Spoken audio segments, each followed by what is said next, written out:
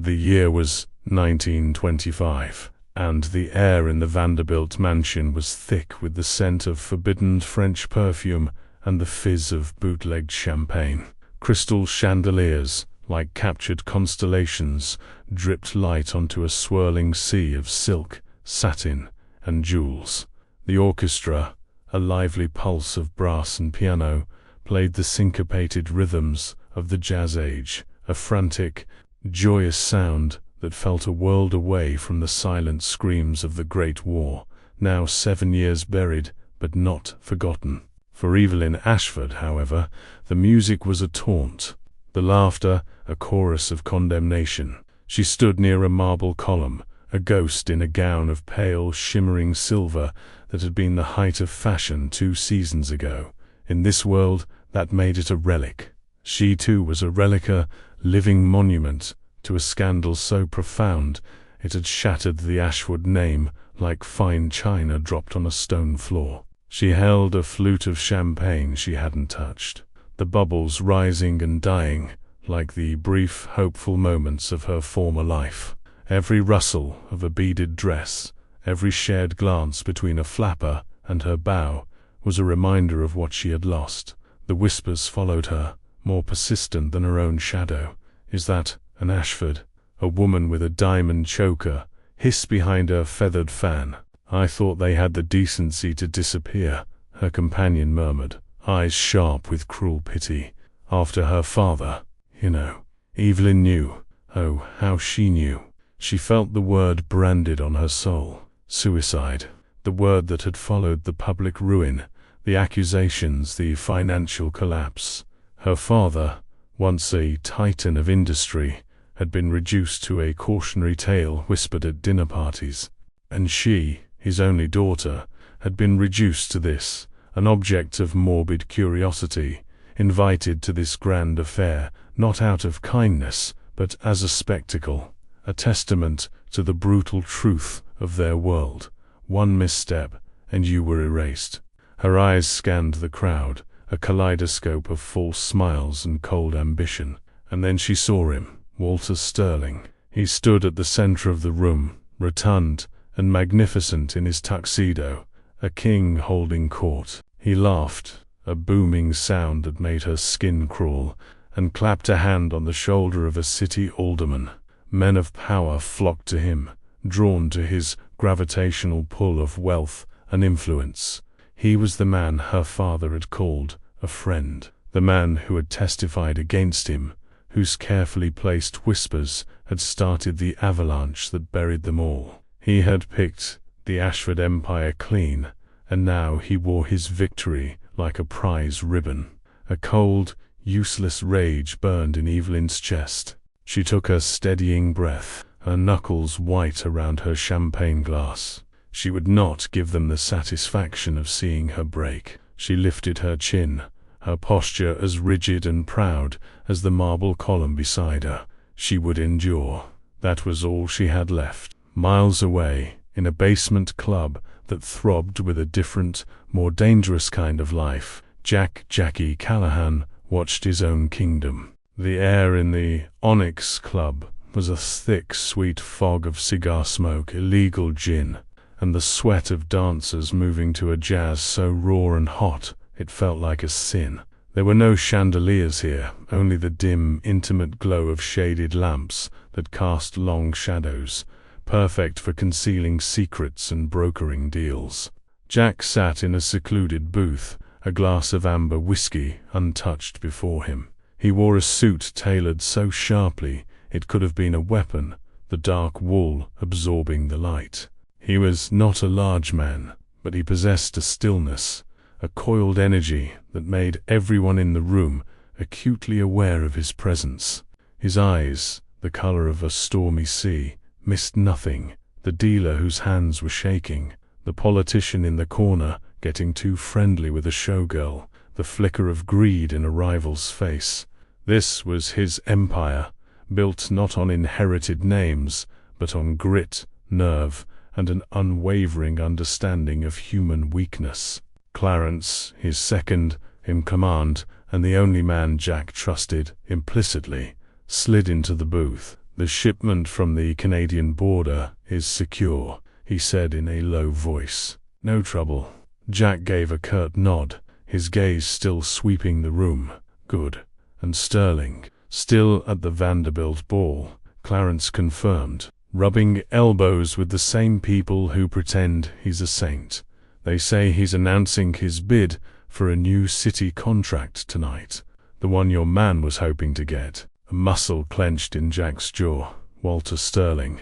The name was a foul taste in his mouth. Sterling was the worst kind of hypocrite, a man who built his fortune on backroom deals and broken promises, all while wearing the mask of a philanthropist. He laundered his reputation with charity donations and his name on library wings, while men like Jack were branded criminals for giving the people what they wanted: a drink, a dance, a moment of escape. But Jack's feud with Sterling was older and deeper than business. It was personal. It was a debt that had been left unpaid for far too long. "He feels untouchable in that world," Jack mused, his voice a low growl. "Surrounded by his kind. Gilded cages make for soft birds." "We could wait for him outside," Clarence suggested. "Make it look like a robbery." Jack finally picked up his glass, swirling the whiskey. He looked at the liquid, but he saw something else. He saw the smug satisfaction on Sterling's face, the unearned respect, the glittering ballroom built on lies. An ambush in a dark alley was too simple, too clean. It wouldn't send the right message. The message had to be delivered to Sterling's world in their language, a language of power and public humiliation. "No," Jack said, his decision hardening like ice. "We're not waiting for him. We're going to the party." Clarence blinked, the only sign of his surprise. "Jack, we can't just walk into the Vanderbilt mansion." Jack's lips curved into a smile that held no warmth, only cold, sharp intent. He placed his glass down with a decisive click. "They'll open the doors for us." He stood, adjusting his cuffs. "Get the car, and tell the boys to look their best. We're going to pay our respects." Back at the ball, the orchestra had just struck up a dreamy waltz. Couples drifted across the floor in a graceful, practiced rhythm. Evelyn felt a fresh pang of isolation and turned to make her escape to the solitude of a deserted balcony. That was when the grand oak doors at the end of the hall flew open. They didn't swing open politely. They were thrown, slamming against the marble walls with a crack that echoed like a gunshot. The music stuttered and died. The waltz dissolved into chaos as dancers froze, their heads turning as one. Laughter caught in 100 throats. Sudden, profound silence fell over the room, thick with shock and a new, thrilling fear. Framed in the doorway stood Jack Callahan, flanked by two of his most imposing men. They were all in immaculate evening wear, but they wore it like armor, not adornment. They did not belong. They were wolves who had just walked into a sheep pen, and the air crackled with their raw, untamed power. Whispers erupted, no longer discreet, but sharp and panicked. "Who is that?" "It's Callahan, the gangster." "What is he doing here?" Jack's eyes, chips of ice, swept across the stunned faces, dismissing the cream of New York society as if they were nothing. He was searching, his gaze a physical force. It passed over senators, bankers, and their bejeweled wives. He saw Walter Sterling, whose face had gone pale, a mask of disbelief and rage. Jack's lips curled in satisfaction. He had found his target. But then, his gaze kept moving, and it stopped. It stopped on the girl by the column, the ghost. He saw her before he saw anyone else, truly saw her. She was the only person in the room who wasn't cowering or staring in slack-jawed horror. Her chin was high, her back straight. She held a champagne flute like a scepter, but it was her eyes that snared him. They were the color of twilight, and in their depths he didn't see fear. He saw a familiar, aching loneliness. He saw the defiance of an outcast, the quiet fury of someone who had been wronged by this very room. In a hall full of glittering fakes, she was the only thing that looked real. Evelyn met his stare. She didn't know his name, but she knew what he was. He was danger. He was the storm that had just broken upon this fragile glass house. And in that moment, as the entire world held its breath, she felt something she hadn't felt in years. Not fear, but a strange, terrifying flicker of hope. He was looking at her, a man who had silenced the world, and in his eyes, she was not invisible. Time, which had frozen into a crystalline shard of silence, shattered. Jack Callahan began to move. He walked with a deliberate, predatory grace, his polished shoes making no sound on the vast marble floor. The crowd, a collection of the city's most powerful and pedigreed, did not part for him so much as it recoiled, a wave receding from a jagged piece of rock. Their fear was a palpable thing, a scent in the air stronger than perfume. Jack ignored them all. His gaze, a physical tether, remained locked on Evelyn. She watched him approach, her heart a frantic drum against her ribs. Every instinct, honed by years of social survival, screamed at her to turn away, to blend back into the shadows of the column, to become invisible once more. But she was transfixed. He was not just a man, he was an event, a force of nature that had breached the carefully constructed walls of her world. To look away felt like a concession, a surrender she was no longer willing to make. He stopped a foot in front of her. Up close, he was even more imposing. His suit was dark, severe, but impeccably cut.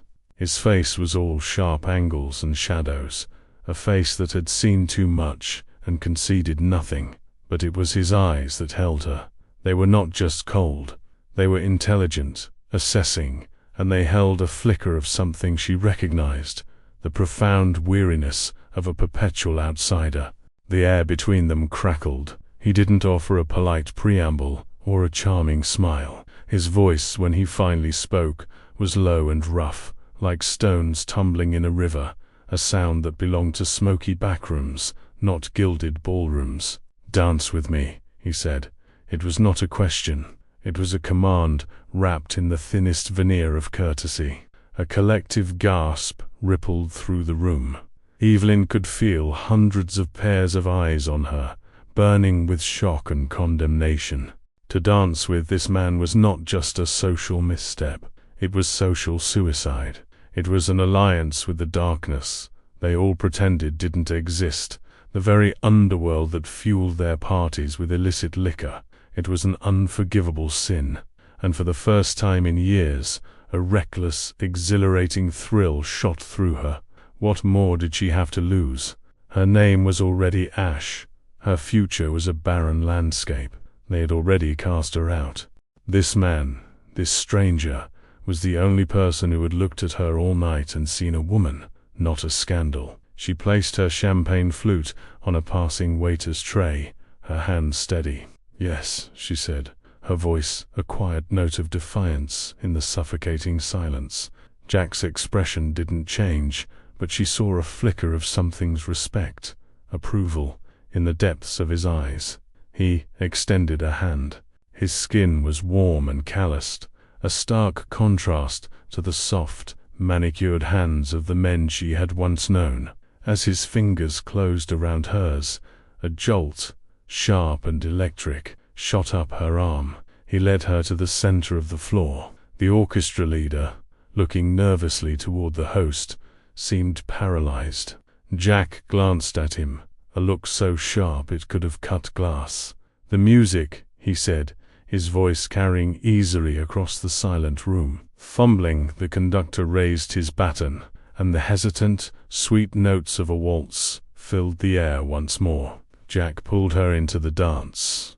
One hand rested firmly on the small of her back, a brand of heat that seemed to seep through the thin silver fabric of her gown. His other hand held hers, his grip possessive and sure. He moved with a surprising fluid grace, leading her effortlessly through the steps.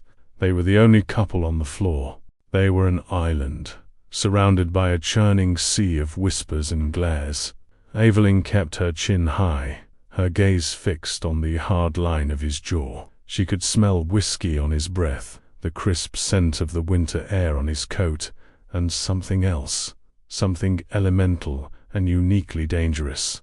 You've got them buzzing like hornets in a jar, he murmured, his lips close to her ear. They were whispering about me long before you arrived, she replied, her voice steadier than she felt. About the fall of the house of Ashford, he stated, not asked.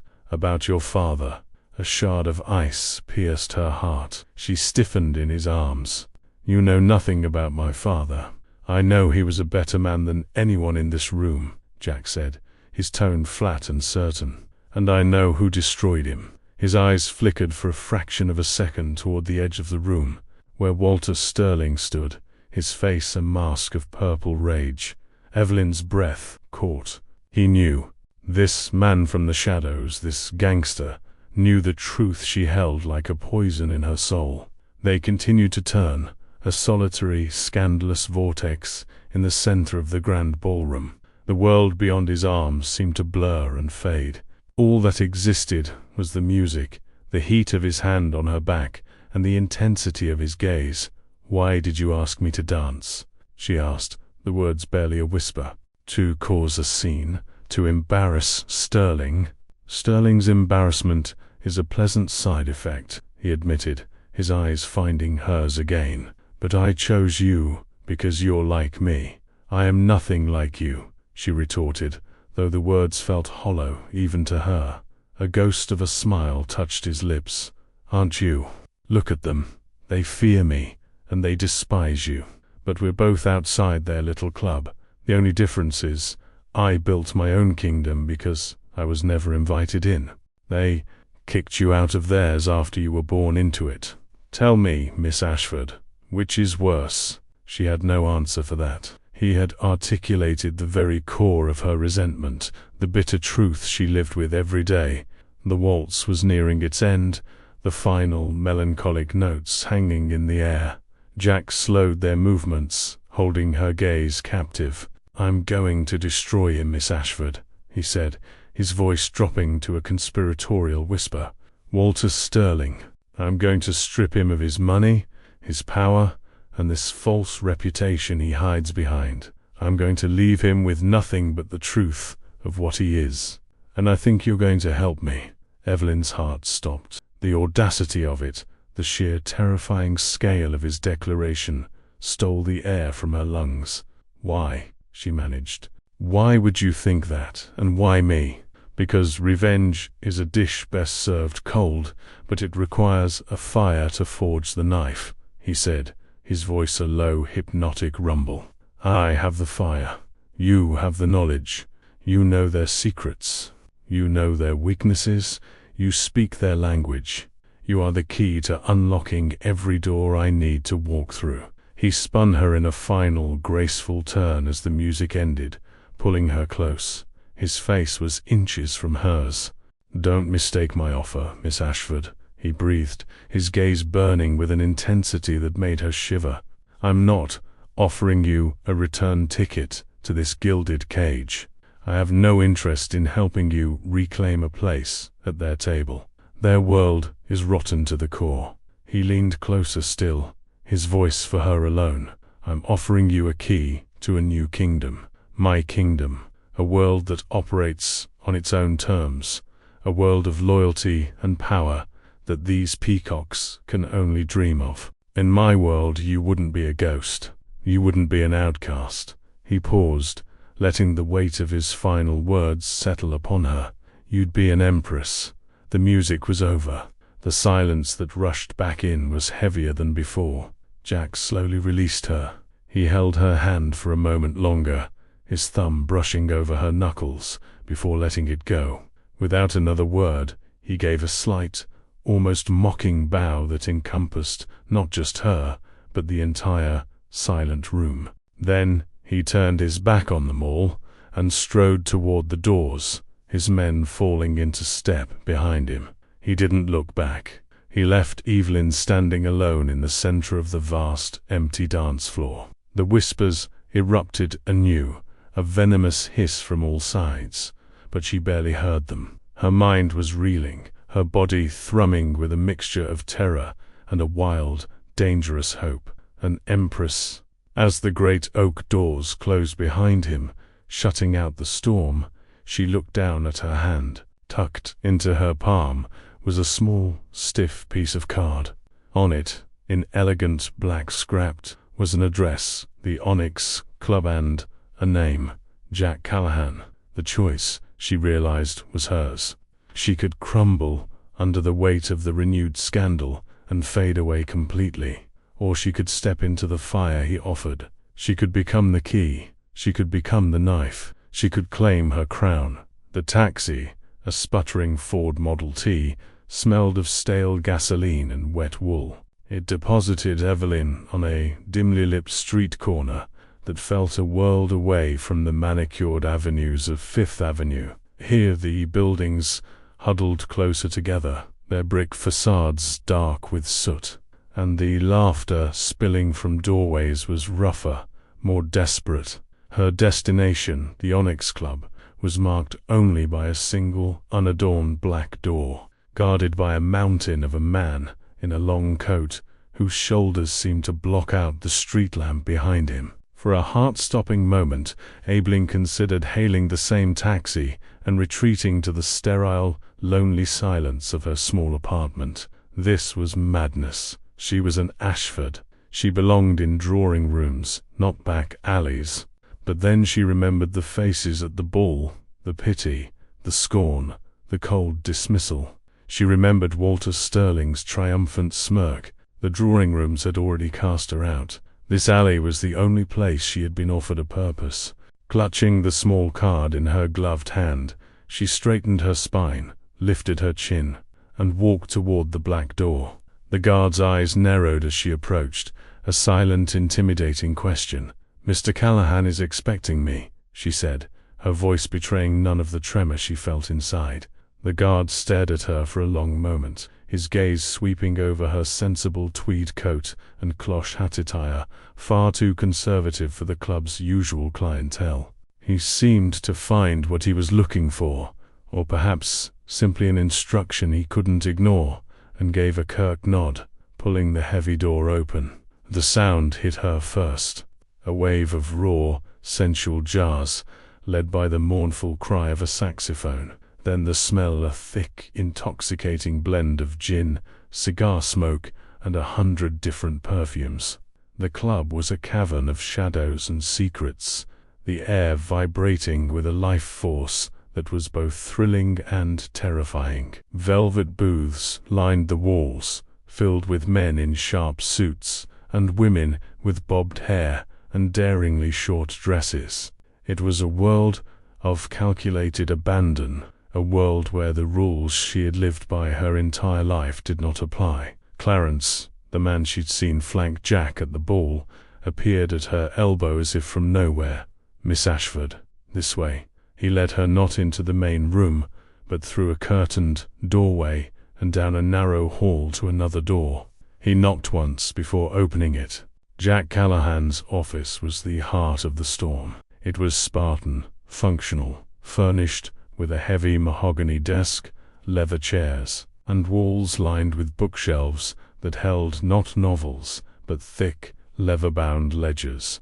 Jack was behind the desk, shirt sleeves rolled up to his forearms, revealing strong, sinewy wrists. He was leaning over a city map, a whiskey glass, and a half-smoked cigar in an ashtray beside him. He looked up as she entered, and the intensity of his gaze was as startling as it had been on the dance floor. "You came," he said. It wasn't a greeting, it was an observation, tinged with a note of satisfaction. "You left me a little choice," she replied, stepping fully into the room as Clarence closed the door behind her, leaving them alone. "There's always a choice, Miss Ashford," he said, straightening up. He gestured to the chair opposite his desk. "The choice is whether to be a pawn or a player. Sit down." She sat, her posture as poised and perfect as if she were taking tea with an Astor. It was the only armor she had left. For the next week, that office became her world. Jack did not coddle her. He did not treat her like a fragile society doll. He treated her like a recruit. He began her education immediately, spreading financial reports, shipping manifests, and property deeds across the desk, all documents pertaining to Walter Sterling's vast and seemingly legitimate business empire. "He's smart," Jack explained on the first night, his voice a low rumble. "Everything on the surface is clean. He builds libraries, he funds orphanages, but underneath, the foundation is rotten. He moves money, he cheats partners, he crushes his competition with tactics that border on illegal, but he's always one step ahead of the law. Your father wasn't the first man he ruined, he was just the most public." Evelyn's hands clenched in her lap. "What do you want from me?" "I want your eyes," Jack said, leaning forward. "You grew up in his world. You understand the nuances, the codes. You know the names on these papers, their family connections, their rivalries. I see numbers and contracts. I want you to look at this and see the people. Find the crack. Find the man he slighted, the partner he cheated, who might be willing to talk. Find the lie he's hidden in plain sight." And so she worked. Days bled into nights. She would arrive in the late afternoon, as the city was dimming to dusk, and often leave just as the milkmen were making their rounds, her mind swimming with figures and names. At first, she was fueled by a cold, precise rage, a need for vengeance that was as sharp as a shard of glass. Every document she read was a testament to Sterling's treachery, and it solidified her resolve. But as the days passed, something else began to take root. She started to see the man behind the gangster. She saw the shrewd strategist in Jack, the way his mind worked, always 3 steps ahead. He would sit across from her, watching her work, not with impatience, but with a focused intensity, as if he were memorizing the lines of her face. Sometimes he would fall silent for an hour at a time, and she would look up to find him staring at her, a strange, unreadable expression in his eyes. He began to show her the rest of his kingdom. He'd walk her through the club before it opened, explaining the complex logistics of supply, security, and information. He taught her that loyalty was the only currency that mattered in his world, and that it was earned, never bought. She met his inner circle, men with hard faces and watchful eyes, who initially looked at her with suspicion, but whose deference to Jack was absolute. Slowly their suspicion turned to a grudging respect as they saw her working tirelessly in his office, her insights proving sharper than they could have imagined. One night, exhausted, she rubbed her temples, a headache blooming behind her eyes. Without a word, Jack got up and returned a moment later with a cup of strong, black coffee. He placed it gently on the desk beside her. It was a simple gesture, but the quiet consideration behind it was more disarming than any compliment. "You should take a break," he said, his voice softer than she was used to. He led her out of the office and to a shadowed balcony that overlooked the main club floor. Below them, the party was in full swing. The jazz was loud, the dancers a blur of motion, the energy a potent, living thing. "This is what he hates," Jack said, gesturing to the scene with his chin. "People feeling alive. For men like Sterling, joy is something to be owned, to be put on display at a ball. Down there, it's real, it's messy, and it's free. That's why they call us criminals." She watched the sea of people, and for the first time, she didn't feel like an outsider looking in. She was above it, yes, but she was a part of its engine. A strange sense of belonging washed over her. "Where did you come from, Jack?" she asked quietly, turning to face him. The colored lights from below danced across his angular features. His jaw tightened almost imperceptibly.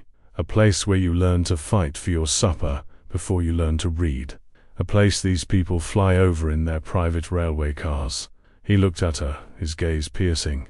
"I didn't have a name to lose, so I had to build one." The raw honesty of his words hung between them. In that moment, he was not the feared gangster, and she was not the fallen debutante. They were just two people, forged by fire, who had found a common enemy, and perhaps a common soul. It was 2 nights later that she found it. a small inconsistency in a shipping ledger from a fruit import company Sterling owned, a ghost ship, a vessel that was listed as making weekly runs to the Caribbean, accruing massive fuel and docking costs, but had been photographed in a dry dock in Baltimore for the last 6 months. "He's washing money," she breathed, her heart pounding. "It's a front. He's running his illegal liquor imports through a legitimate company, hiding the profits as shipping revenue." Jack came to stand behind her, leaning over her shoulder to look at the ledger. She could feel the warmth of his body, smell the faint scent of whiskey and clean linen. His proximity made the air thick and hard to breathe. "And the company's chairman," she said, her finger tracing a name, "is Eugene Cromwell, my father's former business partner. The first one to sell his shares and abandon him." Jack straightened up, a slow, dangerous smile spreading across his face. "Well, well, Miss Ashford, you've just handed me the knife." He looked from the ledger to her, and the businesslike mask was gone. In his eyes was a raw, undisguised admiration that made her skin tingle. "You are a dangerous woman." He reached out, his movements slow, and tucked a stray strand of hair that had escaped her neat chignon behind her ear. His fingers, calloused and warm, brushed against her cheek, a touch that was both a shock and a revelation. It was a gesture of startling intimacy, a breach of the unspoken wall between them. The world seemed to fall away. The distant music of the club, the scratch of her pen, the city humming outside, it all disappeared, leaving only the charged silence of the office and the weight of his gaze. "I had a good teacher," she whispered, her voice barely audible. His hand lingered for a moment longer, his thumb stroking her skin, before he let it drop. But the connection had been made, an unspoken promise that this alliance was no longer just about revenge. It was about them. And that, Evelyn realized with a terrifying clarity, was the most dangerous lesson of all. The plan was a symphony of deception, and Evelyn was its virtuoso conductor. Jack had the muscle and the network, but she provided the finesse, the insider knowledge that were more potent than a dozen Tommy guns. Their target was Eugene Cromwell, the weak link in Sterling's chain, a man whose cowardice was matched only by his greed. "Cromwell is terrified of public shame," Evelyn explained, pacing Jack's office, feeling a surge of energy she hadn't known she possessed. "He has a wife who considers herself a pillar of the community, and a daughter set to marry into the Rockefeller circle. The hint of a scandal, especially one involving bootlegging, would shatter his world. So we give him a choice," Jack finished, leaning back in his chair, watching her with an appreciative glint in his eyes. "A quiet conversation with us, or a loud one with the press." The strategy was to corner Cromwell at his own club, the prestigious Oak Room, a place so steeped in old money and tradition that the presence of Jack Callahan would be like a bomb going off. But it was Evelyn who would be the fuse. She sent a handwritten note to Cromwell, using the Ashford family stationery she'd kept stored away, a relic from her past life. The message was simple and cryptic, promising information about a mutual and highly profitable interest. It was a bait he couldn't resist. 2 nights later, Evelyn stood before the full-length mirror in her small, drab apartment. Laid out on her bed was a gown she hadn't touched since before the fall, a creation of emerald green silk, cut in a sleek, sophisticated line that whispered of wealth and status. It was the armor of her former self. Putting it on felt like donning a ghost's skin. When Jack arrived to collect her, he found her standing by the window, staring out at the city lights. He stopped in the doorway, his usual stoicism momentarily fracturing. In that green dress, with her hair artfully pinned and a string of her mother's pearls at her throat, she was no longer the quiet, determined woman from his office. She was a vision from the world he despised, yet on her it looked not like a costume, but a birthright. A fierce, possessive pride surged through him. She was his discovery, his empress in waiting.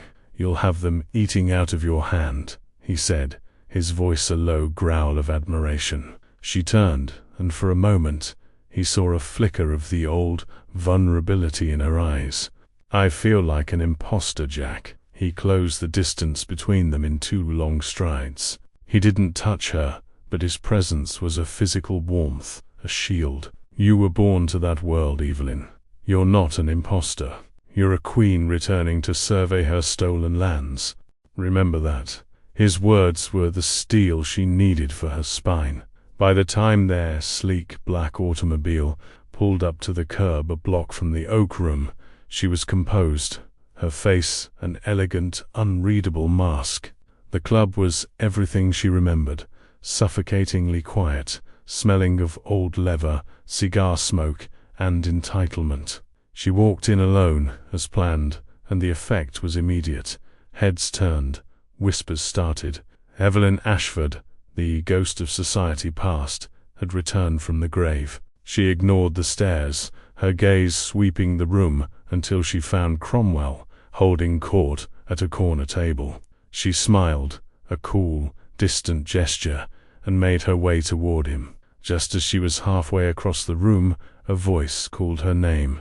"Evelyn." She froze. That voice. It was a key to a door in her memory she had long since bolted shut. She turned slowly, her heart sinking like a stone. Arthur Vance stood there, looking just as he had in her memories, only older, his boyish charm hardened slightly by the lines of early success.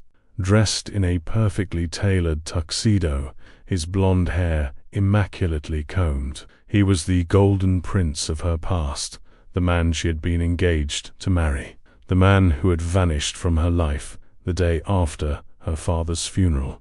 His carefully worded telegram of condolence, the final cruelest cut. "Arthur," she said, her voice a fragile whisper of ice. I can't believe it's you," he stammered, his eyes wide with a mixture of shock and something she couldn't decipher. "Regret? I heard you were. I didn't know where you'd gone. People tend to disappear when they're no longer useful, Arthur. Surely you know that," she said, the words sharper than she intended. His face fell. "That's not fair, Evelyn. It was complicated. My father."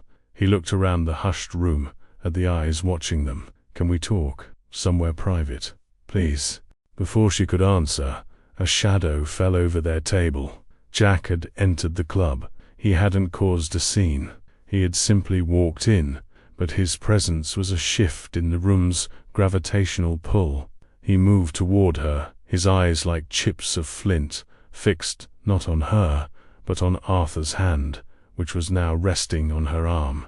"Is there a problem?" Jack asked, his voice dangerously soft. Arthur looked up, startled by the newcomer's menacing aura. "I'm sorry, do I know you?" "He's with me," Evelyn said quickly, pulling her arm away from Arthur's grasp. The words felt like a declaration, a drawing of a new battle line. Arthur's eyes darted between the beautifully gowned woman he once knew and the dark, imposing stranger at her side. Confusion and dawning horror warred on his face. "Evelyn, what is this? Who is this man?" "This is Mr. Callahan," she said, her voice firm. "And we have business with Mr. Cromwell." The name landed in the quiet room like a lit stick of dynamite. Eugene Cromwell, who had been watching the scene with avid interest, turned a sickly shade of gray. Jack's gaze was glacial. He looked Arthur up and down with dismissive contempt. "Your conversation is over," he stated flatly. He took Evelyn's elbow, his grip possessive, steering her away from her past and toward their future target. The confrontation with Cromwell was brutally efficient. Trapped between the ghost of a past scandal, embodied by Evelyn, and the threat of a future one embodied by Jack, he crumbled within minutes. He confessed everything, his voice so pathetic whimper, agreeing to provide ledgers, dates, and names, everything they needed to build a gilded cage for Walter Sterling. But as they left the club, the victory felt hollow to Evelyn. The encounter with Arthur had shaken her, stirring up a phantom pain she thought had long since died. Jack was silent during the car ride, a thunderous, brooding presence beside her. The air was thick with unspoken tension. Back in his office, he poured 2 whiskeys, handing one to her. "Who was he?" Jack demanded, dispensing with any pretense. "My former fiancé," she said, taking a sip of the fiery liquid. The muscle in Jack's jaw pulsed. "The one who ran when things got tough." "Yes. And what did he want?" "To talk," she said, a bitter laugh escaping her. "I imagine he wanted to explain, to apologize now, that it costs him nothing, to try and rescue me." Jack slammed his own glass down on the desk, the sound making her jump. "Rescue you?" he snarled, his voice a low, dangerous growl. "From what? From me? Does he think he can waltz back in and offer you a place, back in that pathetic little menagerie?" The possessiveness in his voice was raw, untamed. It was terrifying and, to a part of her she didn't want to acknowledge, thrilling. "It doesn't matter what he thinks, Jack," she said softly. "It matters," he insisted, his eyes burning into hers. "You hesitated. When he touched you, you looked like her again. The girl from the ballroom, the one who belonged to them." The accusation stung. "That girl is gone. I am here with you. Are you?" He moved around the desk, stopping in front of her, caging her in. "Or are you just using me to get your revenge, waiting for a golden boy like him to offer you a way back in?" The injustice of his words ignited her temper. "How dare you?" she whispered, her voice trembling with fury. "I have given you everything. I have walked into your world, trusted you, worked beside you. Do not mistake my past for my future." His anger seemed to drain away, replaced by something more complex, something akin to fear. "I saw him look at you," he said, his voice rough with an emotion she couldn't name, "and I wanted to kill him." The admission hung in the air, raw and shocking. He reached out, his hand cupping her jaw, his thumb stroking her cheek. His touch was no longer gentle, it was desperate, claiming, "You are not his to rescue, Evelyn," he breathed, his eyes searching hers. "You are not theirs to reclaim." "Then whose am I, Jack?" she challenged, her heart hammering against her ribs. His eyes darkened, a storm of possession and a deep hidden vulnerability. "You're mine," he whispered, and then his mouth was on hers. The kiss was not tender, it was a dam breaking. It was all the unspoken tension, the shared danger, the simmering attraction of the past weeks, exploding in a torrent of feeling. It was hungry, desperate, a brand of ownership and a plea for possession all at once. She gasped, and he deepened the kiss, one hand tangling in her hair, pulling her closer until every line of her body was pressed against his. She didn't fight. She kissed him back, a wild, answering fire rising within her. In his arms, she was not a ghost or an outcast. She was a force to be reckoned with, a woman who had walked through fire and found an equal in the heart of the flames. But as he pulled away, both of them breathless, a new, cold thought slithered into her mind. The way he had said mine, the violent, possessive jealousy. It was a love born in shadow and secrecy, but she suddenly wondered if its roots were tangled in something more than just her father's ruin. How did Jack Callahan, a man from the gutters, know so much about the fall of the House of Ashford? What was his real stake in this game?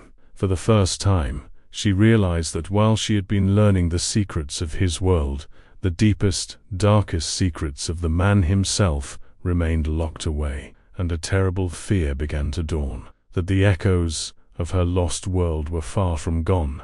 They were entwined with her present in ways she could never have imagined. Do you believe that love can overcome the shadows of the past? Let us know in the comments. In the aftermath of their kiss, the office, once a war room, felt charged with a dangerous new intimacy. The ledgers and maps on the desk seemed to fade into the background, replaced by the electric reality of the man before her. But even as her lips still tingled from the fierce pressure of his, Evelyn's mind was a whirlwind of suspicion. The passion had been real, undeniable, but it was tangled with a possessiveness that felt older and deeper than their brief acquaintance. They spent the next day refining the final details. The evidence procured from the terrified Cromwell was irrefutable. It was a perfectly woven net of financial fraud and bootlegging, all leading directly to the impeccable Walter Sterling. The plan was to deliver a copy of the ledgers to a journalist at the Herald, a man known for his bulldog tenacity and his hatred of the city's corrupt elite. "He can't be bought," Jack said, tapping the man's name on a piece of paper. "Sterling can't get to him. Once he has these, the story will be on the front page of every paper by morning. The scandal will be too big for Sterling's connections to contain." "It's over," Evelyn breathed, a profound, trembling relief washing over her. The ghost of her father felt, for the first time, at peace. "Almost," Jack corrected, his eyes dark. "It's not over until the trap is sprung." Clarence was dispatched to make the delivery at a discreet hotel bar downtown. Jack and Evelyn waited in the office, the silence between them thick with anticipation. For the first time, Jack seemed restless, pacing the room like a caged panther. He checked his pocket watch, a nervous habit she'd never seen in him before. An hour passed. Then two. The low thrum of the club downstairs, usually a comforting pulse, began to sound like a funeral drum. When the door finally burst open, it was a bloodied and breathless Clarence who stumbled in. His hat was gone, and a long, deep gash was bleeding freely above his eye. "It was a setup, Jack," he choked out, leaning against the doorframe. "They were waiting for me, not the journalist. Sterling's men." Jack was across the room in an instant, his face a mask of cold fury. "What happened? Where are the ledgers?" "They got them," Clarence said, wincing as he pressed a handkerchief to his head. "It was a trap. They knew every detail. The time, the location, the journalist's name. Someone talked, Jack. Someone on the inside." The air in the room turned to ice. Betrayal. It was the one unforgivable sin in Jack's world. His eyes, hard as stone, scanned the faces of his most trusted men who had gathered in the doorway. He didn't need to ask. The absence of one of them, Leo, the quiet bookkeeper, was a confession in itself. Sterling had found a price high enough to buy a man's soul. Before the weight of the treachery could even settle, a new sound began to rise from the street, a symphony of shrill whistles and the screech of tires. Heavy, rhythmic pounding echoed up from the black door of the club. "Federal agents," a voice shouted from the hall. "It's a raid." Chaos erupted. Jack grabbed Evelyn's arm, his touch rough, his mind already calculating. "Get her out the back," he snarled at Clarence. "Go to the safe house on Elm. Don't stop for anything." But it was too late. The heavy oak of his office door splintered, kicked in by three broad-shouldered men in federal uniforms, their pistols drawn. Nobody move. Sterling's retaliation was not just a countermove, it was an annihilation. He hadn't just disarmed them. He'd turned their own government against them. The Onyx Club, Jack's sanctuary and the heart of his empire, was torn apart. Agents swarmed the floors, smashing barrels of priceless whiskey, their axes splintering the polished bar. Patrons screamed and scattered as men were thrown against walls, their hands cuffed behind their backs. The music died, replaced by the sounds of destruction and despair. In the confusion, Clarence managed to pull Evelyn and Jack into a hidden passage behind the bookshelf. They escaped into the cold, labyrinthine alleys behind the club, the sounds of the raid echoing behind them like the death rattle of their kingdom. They found refuge in a small, cold water flat 2 blocks away, a place that smelled of dust and disuse. Jack was a storm of silent fury, pacing the small room while Evelyn sat on a lumpy mattress, her body trembling with adrenaline and shock. She had seen the look on Sterling's face at the ball, but she had underestimated the depths of his ruthlessness. It was nearly dawn when one of Jack's street urchins, a boy of 10 with eyes too old for his face, appeared at the door with a message. It wasn't a note, it was an object wrapped in brown paper.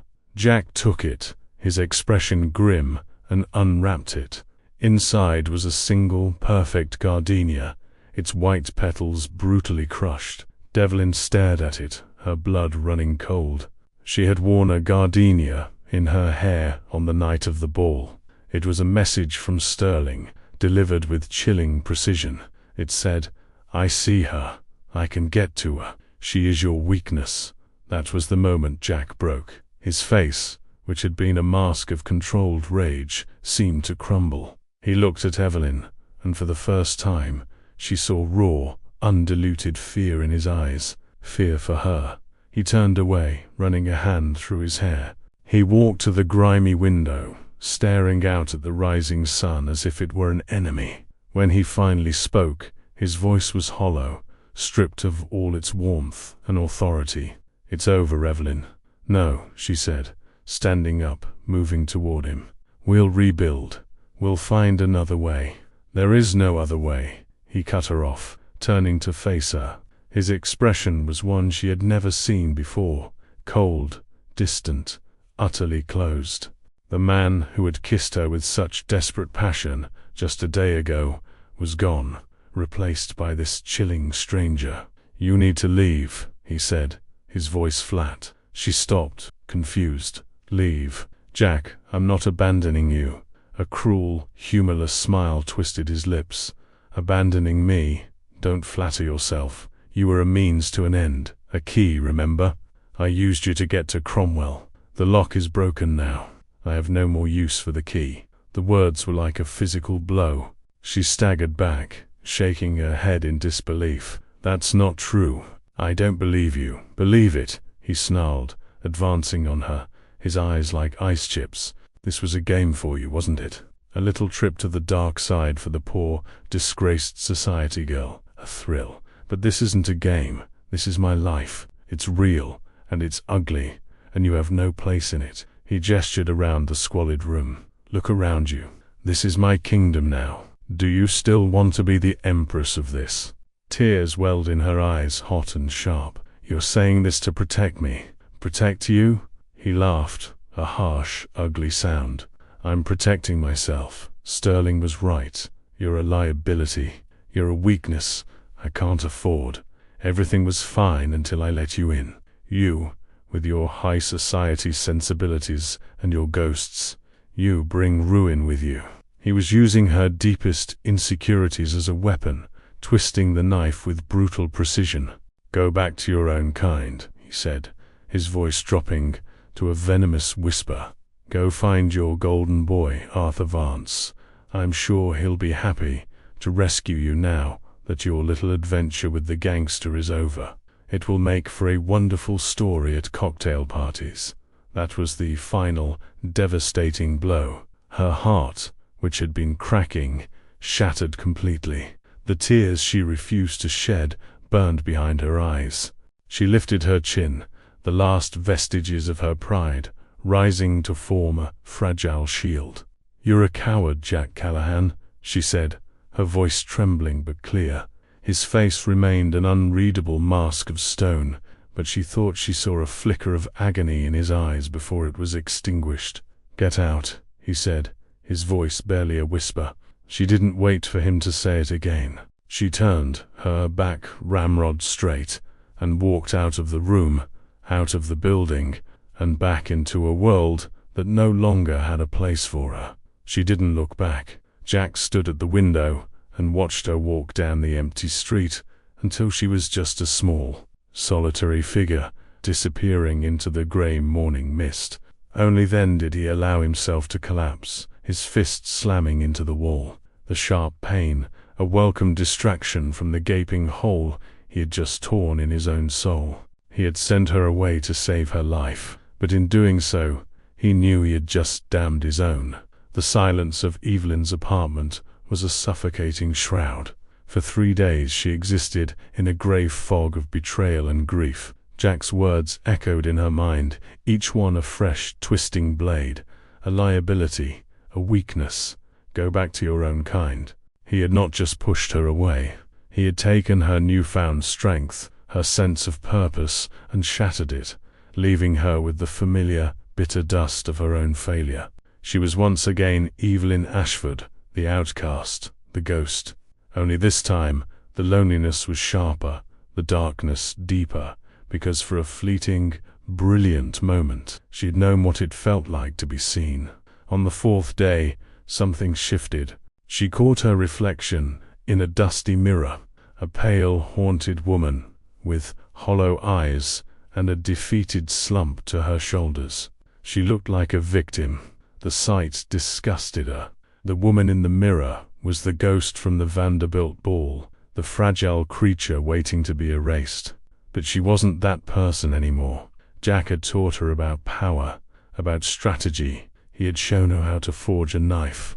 He may have cast her out, but he could not take back the lessons he had taught her.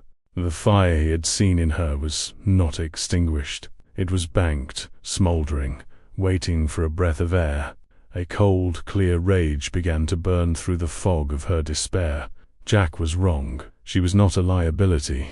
She was a weapon, and he may have been too afraid to wield her, but she would not be put back in a display case to gather dust. She would finish this, not for Jack, not even for her father's memory, but for herself. She wouldn't fight Sterling on his terms, with guns and intimidation. That was Jack's game, and it had failed. She would fight him on her own turf, in the world she knew best. She would use their own rules, their own codes, their own obsession with reputation against them. She wasn't a gangster. She was a lady, and a lady's whisper in the right ear could be more devastating than a bomb. Her plan began to form, a delicate, intricate web woven from memory and insight. There was one secret she had never spoken of, not even to Jack, a secret her father had confided in her during his last desperate days. It was a piece of information so toxic, so ruinous, that even he had been unwilling to use it. It had nothing to do with finance or bootlegging. It was a secret of the heart, a deeply personal betrayal that Sterling had buried for decades. Walter Sterling, the self-made tycoon and pillar of society, had not in fact been self-made at all. His entire start in business had been funded by his first wife, Beatrice, a quiet heiress from an old, respected family. And Sterling had repaid her by committing her to a sanatorium under false pretenses of hysteria and nervous fragility the moment he had secured control of her fortune, leaving her to rot in obscurity while he married his current, more socially ambitious wife. Beatrice Sterling was thought to be dead, but Evelyn knew she was still alive, a prisoner in a private asylum upstate, silenced and forgotten. This was the kind of scandal that money couldn't fix. It would not just tarnish Sterling's reputation. It would obliterate the very myth he had built around himself. The men of his world might forgive financial ruthlessness, but they would not forgive the profound dishonor of what he had done to Beatrice. Executing the plan was a high-wire act. She used the last of her mother's jewelry to secure funds, not for bribes, but for the tools of her new trade. A fashionable new wardrobe, entry to a charity luncheon, and the services of a private investigator to confirm Beatrice's location and condition. The stage for her final move was the annual Founders Gala at the Metropolitan Museum, the glittering apex of the social season. It was the one place Sterling had to be, the place where his public image was most on display. When Evelyn walked into the museum's grand hall, a hush fell, just as it had at the Vanderbilt ball. But this time, it was not a hush of pity. It was a gasp of astonishment. She wore a gown of midnight blue velvet, stark and elegant, adorned with a single, spectacular diamond brooch, the last piece of her inheritance. She looked not like a ghost, but like royalty. Her confidence was a palpable aura, her expression serene and utterly resolute. She was no longer a guest begging for scraps of acceptance. She was a woman with a purpose. She saw Sterling near the receiving line, holding a glass of champagne, basking in the deference of those around him. Their eyes met across the room.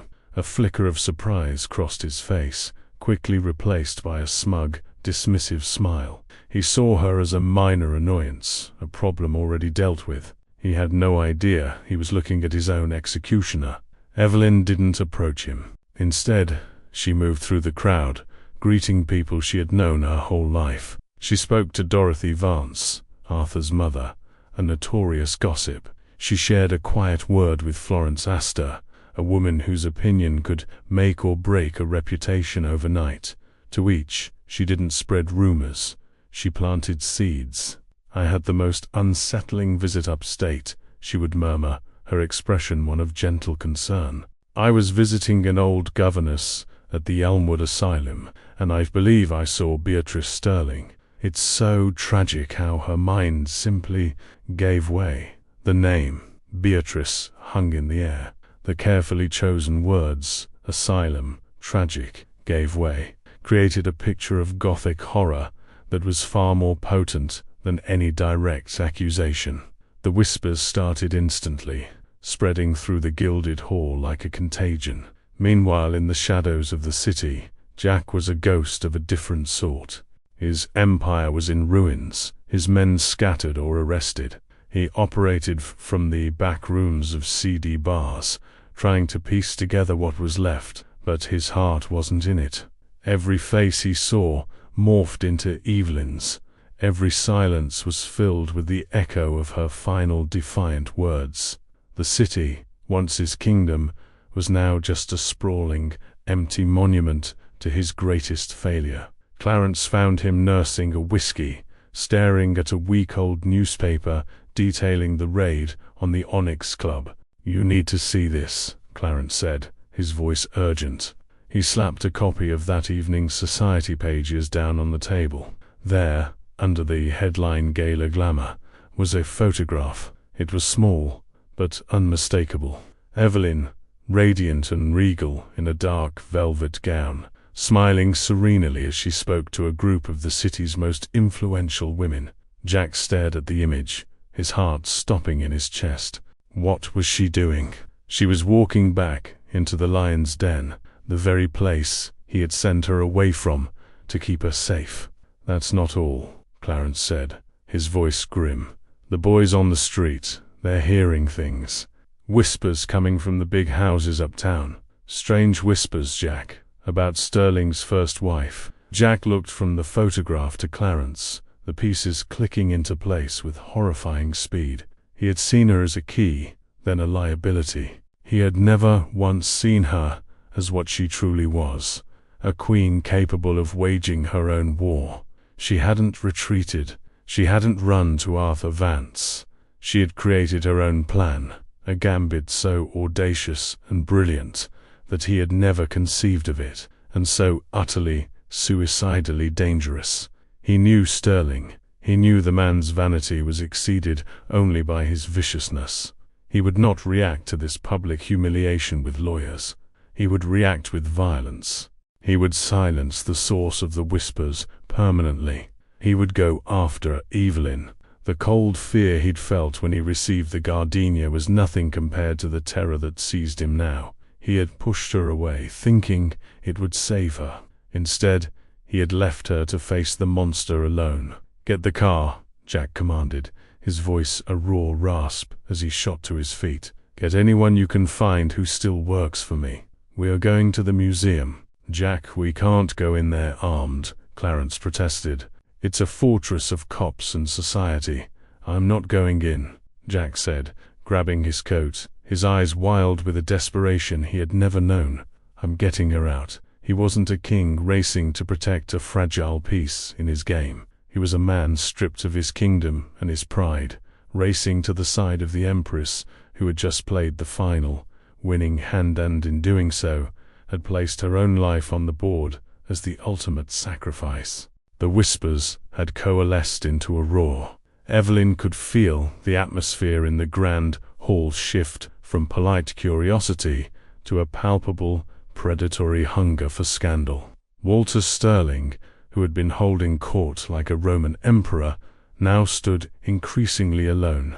Old friends seemed to find urgent reasons to be elsewhere. Conversations fell silent as he approached. His face, once florid with self-satisfaction, had become a tight, mottled mask of fury and dawning panic. He knew. He didn't know how, but he knew she was the source. His eyes locked on her from across the room, and the look in them was no longer one of dismissal. It was a promise of pure, undiluted violence. Evelyn's composure was a fragile veneer. Her heart hammered against her ribs, but she held his gaze, a silent declaration that she would not be intimidated. This was the end game. She had laid the dynamite. She only had to wait for the explosion. It came in the form of a late arrival. A young, ambitious reporter from the Herald, the same one Jack had intended to use, strode into the garden, a photographer in tow. He made a direct line for Sterling.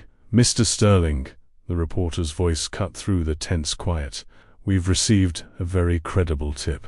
Can you confirm the current whereabouts of your first wife, Beatrice Sterling?" The name, spoken aloud, was a gunshot. Every head turned. Every eye was fixed on Sterling. The color drained from his face, leaving behind a waxy gray pallor. "That is an outrageous and deeply offensive question," he blustered, his voice shaking with rage. "My late wife passed away peacefully years ago. Then you'll have no objection to our story tomorrow morning," the reporter pressed, relentless, "which includes a recent photograph of Beatrice, very much alive at the Elmwood Asylum, along with a statement from a nurse who confirms she's been a patient there for 20 years. It was over. The checkmate. Sterling was undone, not by a gangster's bullet, but by a woman's name and the irrefutable truth. A collective gasp went through the room. The god-king of their society had been revealed as a monster. His ruin was absolute and deliciously public. In that moment of chaos, as the crowd began to swarm the reporter, Evelyn saw Sterling's eyes find her one last time. They were the eyes of a cornered snake. He made a subtle gesture to one of his men standing near the exit, a man who did not look like he belonged in a tuxedo. A silent order had been given. A cold dread washed over Evelyn. Vengeance was complete, but survival was another matter. She turned, slipping away from the epicenter of the explosion she had created, and made for a side exit that led to the museum's darkened sculpture garden. The cold night air was a shock to her senses. The garden was a maze of marble statues and manicured hedges, their shadows long and distorted under a sliver of moon. She hurried down a gravel path, her velvet gown whispering behind her, when a hand clamped down on her arm, yanking her back. It was Sterling's man. His face was grim, his grip like iron. "Mr. Sterling wants a word with you, miss. A private word." She opened her mouth to scream, but he clamped his other hand over it, his foul breath hot on her cheek. He began to drag her deeper into the shadows, toward a waiting black car idling by a service gate. Suddenly, a figure emerged from the darkness, behind a marble angel. "Let her go." The voice was low, cold, and utterly commanding. "Jack." Sterling's man spun around, startled, pulling Evelyn in front of him as a shield. He drew a pistol from inside his coat. "Callahan." "I should have known. Sterling said you might show." "I said," Jack repeated, taking a slow step forward, his hands empty and open at his sides. "Let her go." He was alone, but he projected an aura of such lethal intent that the air crackled around him. "Or what?" the man sneered, pressing the cold barrel of the gun to Evelyn's temple. "You'll stop me." "No," Jack said, and a ghost of a smile touched his lips.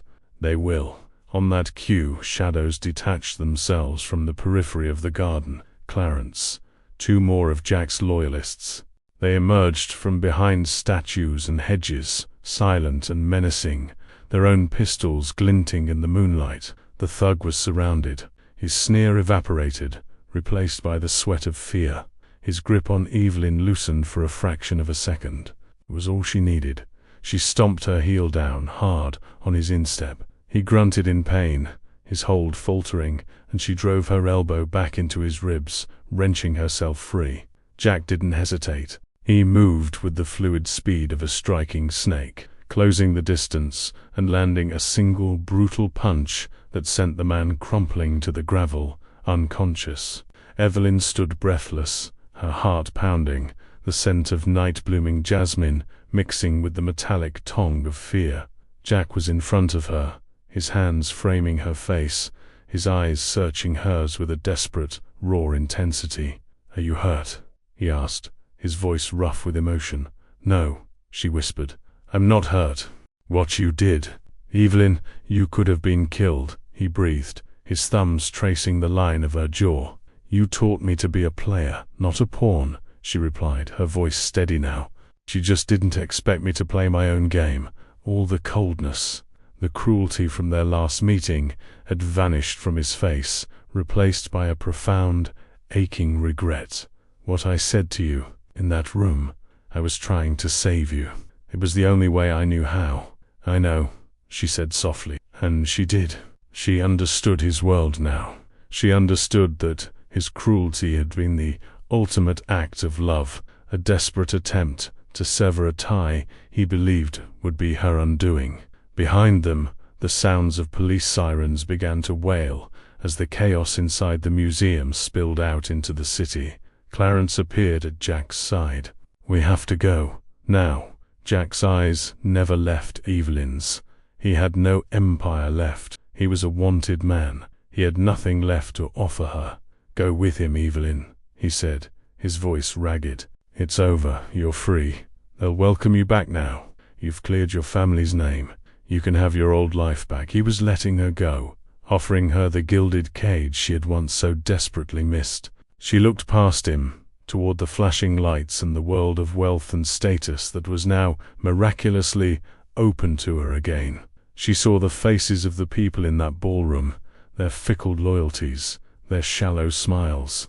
She saw Arthur Vance, a ghost of a safe but passionless future. Then she looked back at Jack, at the man who had seen her when she was invisible, the man who had given her a weapon and taught her how to use it, the man who had walked into hell to pull her out. A slow smile spread across her face. "My old life," she said, her voice clear and strong in the cool night air. "Why on earth would I want that? It was so dreadfully boring." She reached up and placed her hand over his, on her cheek. "You once offered me a kingdom, Mr. Callahan. Is that offer still on the table?" A look of stunned, incredulous hope dawned in his eyes. He had been prepared to lose everything, most of all her. He had never dared to imagine she would choose his ruins over their palaces. "Our kingdom is in ashes, Evelyn," he whispered. "Then we'll build a new one," she declared, her voice ringing with a certainty that left no room for doubt. Together. He stared at her for a long moment, seeing not the outcast, not the debutante, but the magnificent, unbreakable woman who had brought a giant to his knees with nothing but a whisper. His empress. He lowered his head and kissed her, not with the desperate hunger of their first kiss, but with a reverence and devotion that sealed a promise far deeper than any vow. It was a coronation. Clarence cleared his throat. "Boss, the car is waiting." Jack pulled away, his eyes still locked with hers, and a slow, genuine smile, the first she had ever truly seen, spread across his face.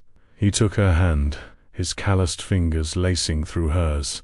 "Come on," he said, his voice filled with the promise of 1,000 dangerous and wonderful tomorrows. "Let's go home." And as he led her away from the flashing lights and into the welcoming darkness of the city they now claimed as their own, Evelyn Ashford knew she had finally found her place. Not as a queen in a gilded cage, but as an empress, ruling from a throne of shadows beside her king. They didn't have a crown of gold. They had something far more valuable, a crown forged in fire and loyalty, worn under the midnight sky. True strength is not found in the world you are born into, but in the one you have the courage to build. And true love is not about being rescued from the darkness, but about finding the one person brave enough to rule it with you.